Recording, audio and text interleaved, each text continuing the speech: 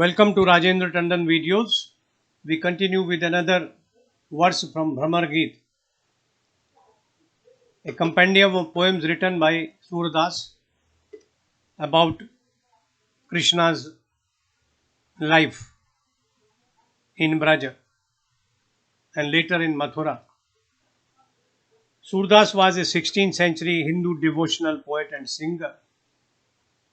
He is known for his lyrics written in Braj Bhasha, one of the two literary dialects of Hindi. He was a part of the Bhakti movement spreading across the Indian subcontinent. This movement represented spiritual empowerment of the masses.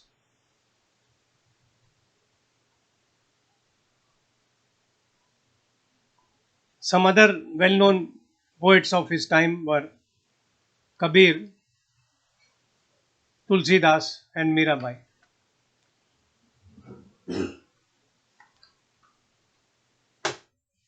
The genesis of Bhramar Geet poems can be traced to Srimad Bhagavad Puran. To recall, Krishna had been born in a prison cell in Mathura to Vasudeva and Devaki. Through divine intervention, Vasudeva shifted the infant just born to Gokul and replaced him with a child born to Yashoda, wife of Nand, head of the Gokul herding community. So Krishna was brought up by Yashoda and Nand as their child. They did not know of his reality. When he grew up, he made all the milkmaids of Gokul happy with his pranks and later with his dances. He's playing on the flute. He's teasing them as if he was their lover, grown up, although he was not grown up at that time. Later he shifted to Mathura to kill Kans, a mission for which the divine Vishnu had taken avatar as Krishna. The gopis of Braj could not bear this loss. His absence from Braj. Krishna came to know of this. He sent his friend and classmate Uddhav to Braj to explain the divinity of Krishna to his parents Nand and Yashoda. He told them that Krishna was formless, unborn, without a beginning and an end, and omnipresent. He advised them to look for this Krishna rather than the child they had brought up. At this stage, the gopis of Braj, lovers of Krishna, came to know of Uddhav's arrival. They barged at him, they gathered around him, teased him, asked him questions about Krishna, whether he ever remembered them or he was happy with the maids of Mathura. Meanwhile, a black bee drones into this assembly. The gopis taunted Uddhav through the medium of the bee. These verses are therefore known as Bhramar Geet. Today's verse is a statement by the gopis to Uddhav that there is no scope for his preaching them to worship Nirguna Brahma and forget Krishna. The gopis tell him that they cannot change their mind. They have sold their heart and soul to Krishna. A cloth on which a dark color has been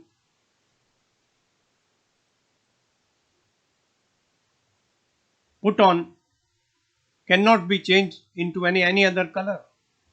The dark color here reference to Krishna's dark complexion. They say Krishna had cheated them, had gone away, leaving them pining for him, while he was not worried about them.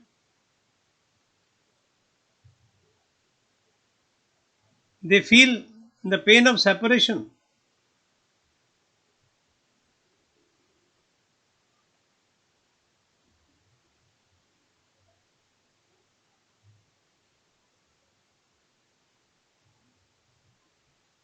They also feel like the champa flower, because a black bee does not go to this flower. The gopis say that their lines of fate cannot be deleted, they cannot be changed. Whatever alternatives they might try, Krishna might not come back.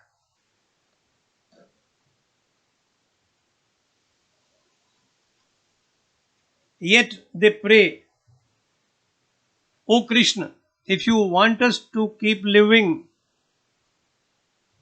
come back, play with us, play on your flute to delight us. We are your lovers, come back and be our lover.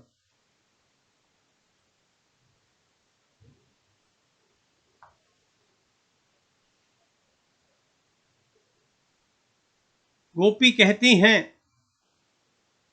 हे उद्धव, ये मन अब दूसरा नहीं हो सकता, इस पर किसी दूसरे का प्रभाव नहीं पड़ सकता। ये तो काली कमली की तरह है, जिसको एक बार काला रंग दे दिया गया, उसके ऊपर दूसरा कोई रंग नहीं चढ़ सकता। तो हमें आप निर्गुण ब्रह्म के उपदेश मत दो, हमें धोखा दिया गया है। लेकिन हमारा रंग कृष्ण का, कृष्ण के प्यार का इतना गहरा है कि उसमें कुछ परिवर्तन नहीं हो सकता। तुम कितना ही निर्गुण उपासना का उपदेश हमें दो, हम तो जो है सो हैं। हमें तो एक ही प्रेमी दिखा है और वो है कृष्ण, और वो चला गया। ये कहां की धोखेबाजी है।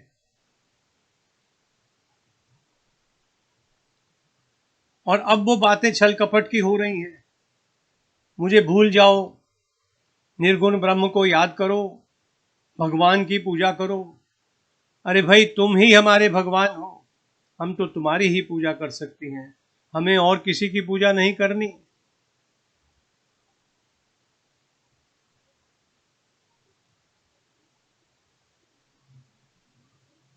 एक भ्रमर अगर चंपा के पुष्प के पास जाता है तो बहुत जल्दी दूर लौट जाता है। वही हालत कृष्ण की है। वो भी भ्रमर की भांति हम गोपियां जो चंपा के पुष्प की तरह हैं, उनसे दूर भाग गया है। पर हाय, हमारे हाथ की लकीरों को कौन मिटा सकता है। जब वियोग लिखा है तो पीड़ा तो मिलेगी। उद्धव कृष्ण को कहना कि यदि वे हमें जीवित देखना चाहते हैं तो वापिस आ जाएं, हमें फिर से दर्शन दें।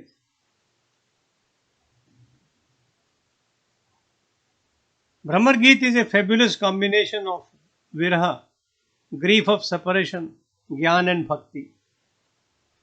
It is a composition in the face of which jnana takes a back seat. Here the entire logic of yoga accepts defeat. All that remains is absolute devotion, bhakti and bhakti alone. Surdas combined bhakti and shringar to describe union and separation with an intensity seldom achieved elsewhere.